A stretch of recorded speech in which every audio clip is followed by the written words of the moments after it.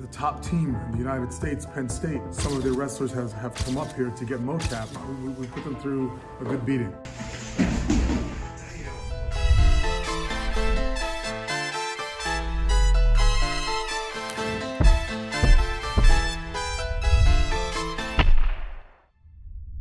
Hi, I'm Mario Mercado, CEO of BATS-TOI.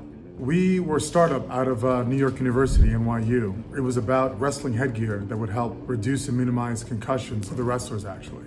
So I wrestled at Syracuse, and then I became a graduate assistant wrestling coach at NYU. As an athlete, I had many concussions, and then I coached many wrestlers who had concussions as well.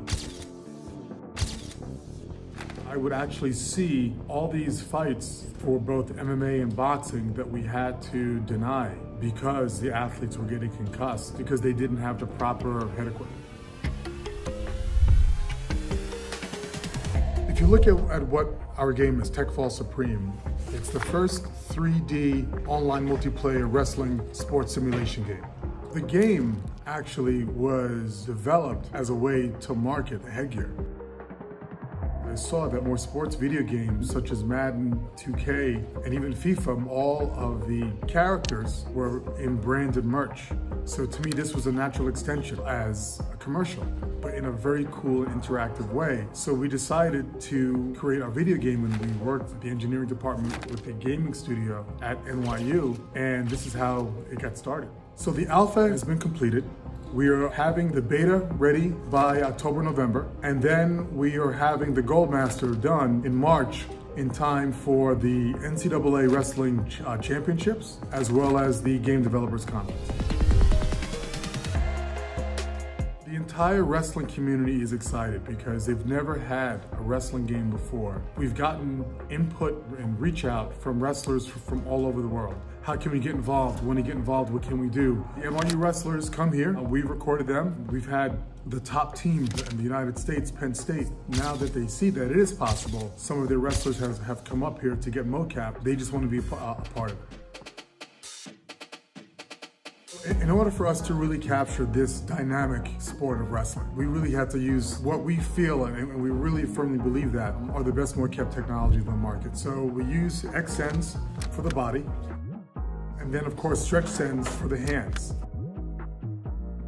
So Javier Molina, who is our technical animator, he was a professor at NYU handling all of the MoCap studio. So we had originally looked using an optic system on the MoCap and realized that that really wasn't the most optimal way of capturing these wrestling animations. And we realized, through trial and error that the IMU system was really the best. And then of course you wanted to really capture on the hands, which was really critical for wrestling because of the gripping and the grabbing. But the combat system that we are creating and developing has never been done before. Because wrestling is all about struggle. And it's less about, in a traditional fight game, is about hitting or striking.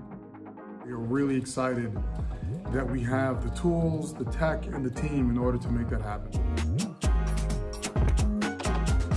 Hands in wrestling are critical because it's about grabbing and pulling and snapping, pushing. Everything is about the hands. When we use the optical system, just limbs and bodies are just covering up one another. So that wasn't working too well.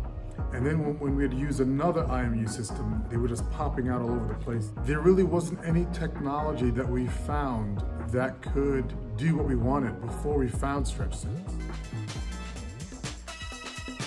So the first time I saw the gloves in action, I knew right away that we could get every wrestling move that we wanted to. And it blew my mind, actually. It reduces so much time that we have to clean the animations and capture the data, because we used some other stuff before and it just dragged on. That we don't have to compromise in terms of which type of grip that we want, because we can get it all. And the cool thing about it is that the recalibration, that's actually the easiest part. It's no time at all. 3, 2, 1, move your wrists and do this, touch, close, open.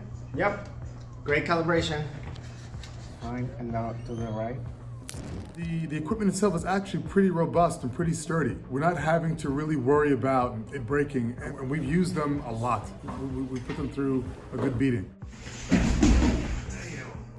us now to be able to make this and develop this game at the same level as you would as a Madden, an NBA 2K, a FIFA, StretchSense makes that possible without having to have a massive game studio, that costs, hundreds of tens of millions of dollars, when you can have a small team that knows what they're doing and that has really expertise in each specific area and make it happen. And to get that level of specificity and that level of detail where it's not long to calibrate or to set up, it's amazing.